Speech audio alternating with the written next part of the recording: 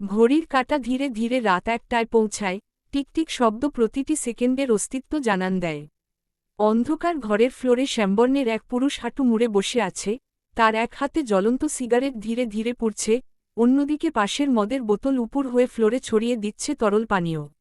আবছা আলোয় কালো চোখের মনি আরও গভীর, রহস্যময় দেখায়, অন্ধকারে যেন আলাদা করে জ্বলজ্বল করছে।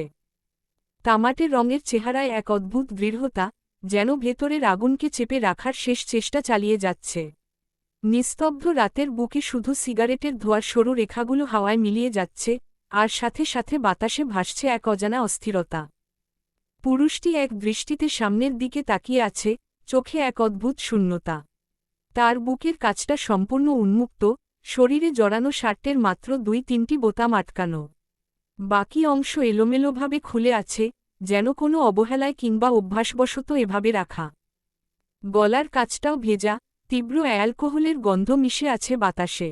বোঝাই যাচ্ছে, পুরুষটি বেশ কিছুক্ষণ আগেই মদের গ্লাস শেষ করেছে, কিন্তু তার ভাবভঙ্গিতে মাতালের কোনো চিহ্ন নেই।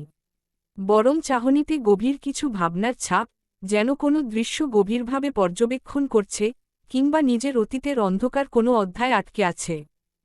হালকা বাতাস বইছে, জানালার পর্দাগুলো ধীরে ধীরে দুলছে।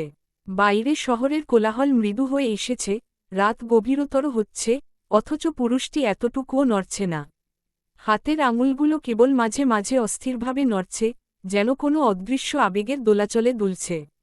নিঃশ্বাস ধীর, তবু মাঝে মাঝে দীর্ঘশ্বাস বেরিয়ে আসছে নিজের অজান্তেই।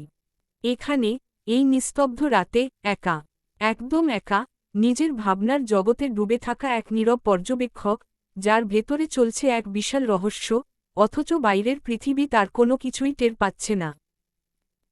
গভীর রাত, ঘরজুড়ে এক অদ্ভুত নিস্তব্ধতা। নরম আলো ছড়িয়ে আছে ঘরের কোণায়, যেন আলো আধারির এক রহস্যময় খেলা চলছে। মাঝখানে শুয়ে আছে ইচ্ছে, অচেতন, নিস্তেজ। পরনে লাল বেনারসি, যা ঘরের মৃদু বাতাসে সামান্য নড়ছে। মুখের ওপরে কিছু এলোমেলো চুল এসে পড়েছে, কিন্তু সেসব গুছিয়ে দেওয়ার কেউ নেই।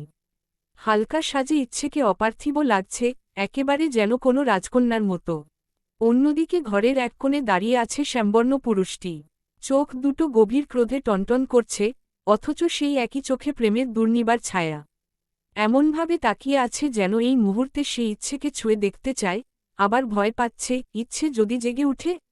রাগ, অভিমান, তার সমস্ত আকাঙ্ক্ষা মিশে গেছে সেই দৃষ্টিতে। সে কি কখনো ভেবেছিল, ইচ্ছেকে এইভাবে দেখতে পাবে?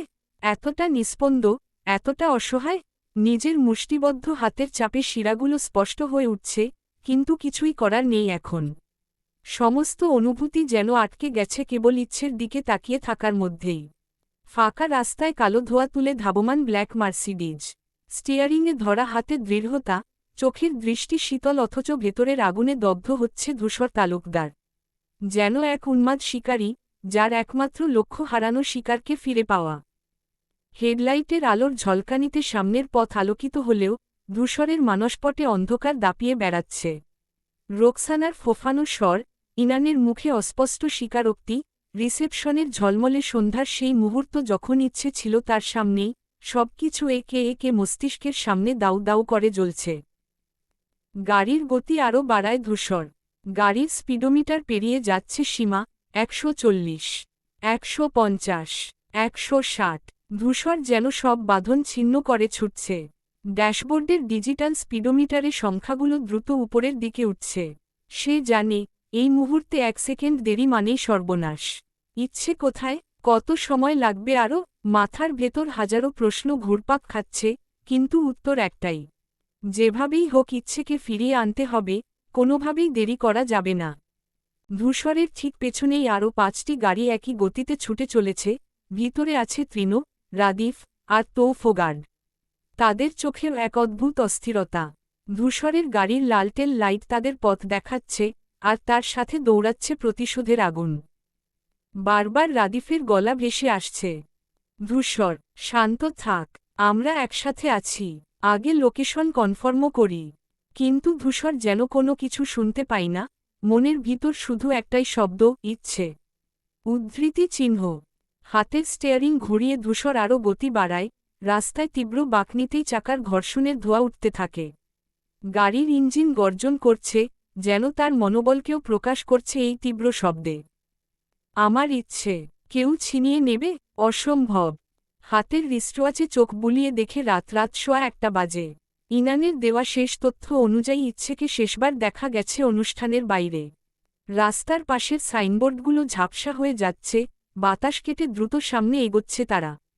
ধূসর যেন জানে, আজ রাতটাই নির্ধারণ করবে সবকিছু, এই খেলার পরিণতি কি হবে, সেটার সিদ্ধান্ত আজই হবে। হঠাৎ রাস্তার বাঁকে এসে ধূসর স্টিয়ারিং এক ঝটকায় ঘুরিয়ে নেয়, গাড়ির টায়ার রাস্তায় স্ক্র্যাচ কেটে বিকট শব্দ তোলে। সামনে একটা পুরনো বাংলোবাড়ি আছে, যার মালিক রাজনীতিবিদ প্রভাবশালী এক ব্যক্তির।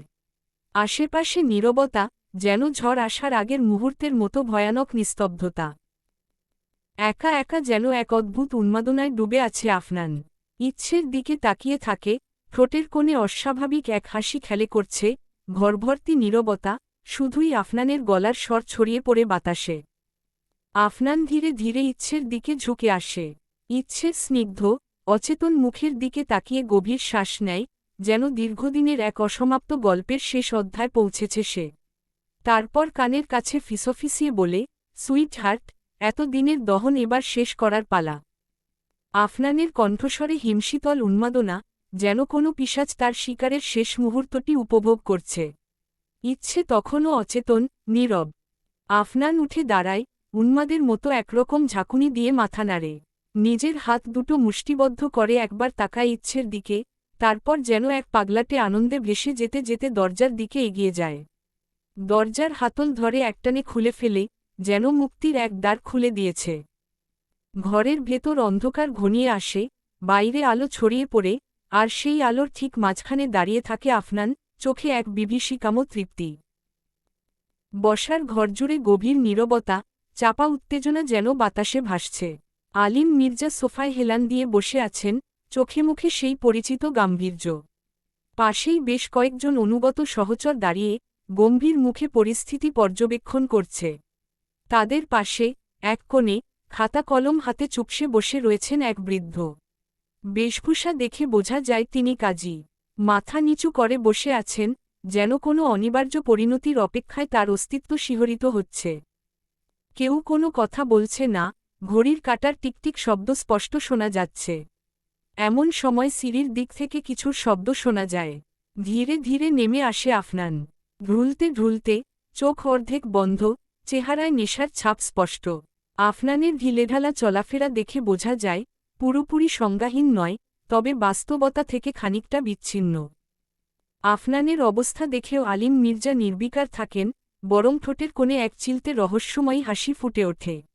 সঙ্গে সঙ্গে তিনি ধীরেসুস্থে উঠে দাঁড়ান, যেন কোনো গুরুত্বপূর্ণ মুহূর্তের জন্য প্রস্তুতি নিচ্ছেন। বৃদ্ধ কাজী শঙ্কিত চোখে তাকান আলিম মির্জার দিকে, হাতের খাতা কলম শক্ত করে চেপে ধরেন। গলা শুকিয়ে আসে, কিন্তু কিছু বলার সাহস পান না। তার চোখের সামনে বসা ব্যক্তিটি এমপি, একজন ক্ষমতাধর ব্যক্তি। এক ভুল পদক্ষেপ তার ভবিষ্যৎকে অনিশ্চয়তার গহ্বরে ঠেলে দিতে পারে। আফনান নিচে নামতেই উপস্থিত সবাই সতর্ক হয়ে যায়। চোখে মুখে অজানা আশঙ্কা খেলা করে। আলিম মির্জার ঠোঁটের হাসি আরেকটু চওড়া হয়, কিন্তু চোখের দৃষ্টি হিমশীতল, যেন একবার তাকালেই প্রতিপক্ষের শিরদাঁড়া বেয়ে শীতল স্রোত নেমে যায়। ঘরের আবহাওয়া আরও ভারী হয়ে ওঠে। আজকের রাত যে একটি বড় কিছু ঘটতে চলেছে, তা যেন সবার মনে স্পষ্ট হয়ে উঠছে। আলিম মির্জা ধীর পায়ে এগিয়ে গিয়ে ছেলের কাঁধে হাত রাখেন। চোখে এক ধরনের স্নেহ মিশ্রিত কঠোরতা, যেন তিনি বুঝতে পারছেন না, এই মুহূর্তে কি বলা উচিত। কিছুক্ষণ নীরব থাকার পর গভীর কণ্ঠে বলেন, বাবা, আজকের দিনে এসব না করলে হতো না? আর কিছুক্ষণ পরেই তোমার শুভ কাজ, অথচ তুমি এখন এই অবস্থায়? নেশা করেছ? এটা কিন্তু ঠিক নয়। আফনান সবে ভ্রুক্ষেপহীনভাবে সোফায় আধশোয়া হয়ে বসে পড়েছে। চোখে একরকম উদাসীনতা, যেন এই মুহূর্তের কিছুই তার কাছে গুরুত্বপূর্ণ নয়।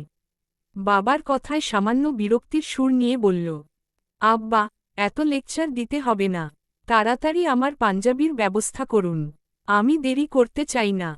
আলিম মির্জা একটা দীর্ঘশ্বাস ফেলেন। আজকের দিনটা কত স্বপ্ন নিয়ে সাজিয়েছিলেন, অথচ ছেলের এই নির্লিপ্ততা আচরণ তাকে বিষণ্ণ করে তুলছে যেন। আশেপাশের গুটি কয়েক মানুষের দিকে তাকিয়ে বলেন, তাড়াতাড়ি গিয়ে পাঞ্জাবির ব্যবস্থা করো, ছেলেটার যেন এক মুহূর্ত দেরি না হয়। চারদিকে একটা চাপা ব্যস্ততা শুরু হয়, সবাই দ্রুত নড়েচড়ে কাজে লেগে পড়ে। এই সময় আলিম মির্জা একটু পিছিয়ে এসে ঘরের এক পাশে দাঁড়ানো কাজের মেয়ে আয়েশাকে নির্দেশ দেন। আয়েশা, যাও, ইচ্ছেকে জাগিয়ে তুলো, বলো ওকে এখনই নিচে আসতে হবে। দেরি করা চলবে না, জোর করে হলেও আনো। আয়েশা একটু ইতস্তত করলেও মালিকের কাছে কিছু বলার সাহস হয় না, তবে মাথা নেড়ে দ্রুত উপরের দিকে রওনা দেয় আয়েশা। সোফার পাশ থেকে উঠে দাঁড়ায় আফনান, তীক্ষ্ণ দৃষ্টি বিদ্ধ করে সামনের লোকটির দিকে। মুহূর্তের জন্য নীরবতা, তারপর বজ্রপাতের মতো এক চর আছড়ে পড়ে অপর পক্ষের গালে। ইচ্ছেকে তুলে আনার সময় তুই ওর হাত স্পর্শ করার সাহস পেলি কিভাবে? কণ্ঠে রাগ, আগুন জ্বলছে চোখে মুখে। চারপাশ স্তব্ধ হয়ে আসে, সবাই থমকে যায় আফনানের রুদ্র রূপ দেখে। লোকটি হতভম্ব, চোখে ভয় মিশ্রিত বিস্ময়। কিন্তু আফনান থামে না, কণ্ঠ আরও শক্ত হয়ে ওঠে, তোদের বারবার সতর্ক করেছিলাম, কিন্তু শোনার ধৈর্য ছিল না কারো। আমার অধিকারে হাত দিলি, তোকে শাস্তি দিতে আমার এক মুহূর্তও লাগবে না। পাশ থেকে আলিম মির্জা কিছু বলতে যাবে, কিন্তু আফনান এক ঝটকায় হাত তুলে থামিয়ে দেয়। এরপর পেছনে দাঁড়িয়ে থাকা ব্যক্তিদের উদ্দেশ্যে নির্দেশ দেয়, একে আমার চোখের সামনে থেকে সরিয়ে নাও, নইলে আমার হাতের নবম খুন হবে আজই। অন্যদিকে তৃণ ধীরে ধীরে বলে, আমাদের পরিকল্পনা করে এগোনো উচিত। ওরা নিরস্ত্র নয়, অস্ত্রধারী হতে পারে। ধূসর তখনও সামনের অন্ধকার রাস্তার দিকে তাকিয়ে গভীর চিন্তায় নিমগ্ন। রাতের বাতাসে তার শার্টের হাতা হালকা দুলছে। ঠান্ডা গলায় ব্লুটুথে বলে, আমার ইচ্ছে যেখানে থাকবে সেখানে আমি অস্ত্র নিয়ে নয়, আমি যাব স্বয়ং মৃত্যুকে সঙ্গে করে। চারপাশে নিস্তব্ধতা নেমে আসে, বাতাসও যেন থমকে যায় ধূসরের কথায়। তৃণ, রাদিফ, তৌফ আর জয় একে অপরের দিকে তাকায়, মুহূর্তের জন্য শ্বাস আটকে আসে তাদের। আজ রাতটা যে নরকের চেয়েও ভয়ানক হতে চলেছে, সেটা তারা এখন হাড়ে হাড়ে টের পাচ্ছে।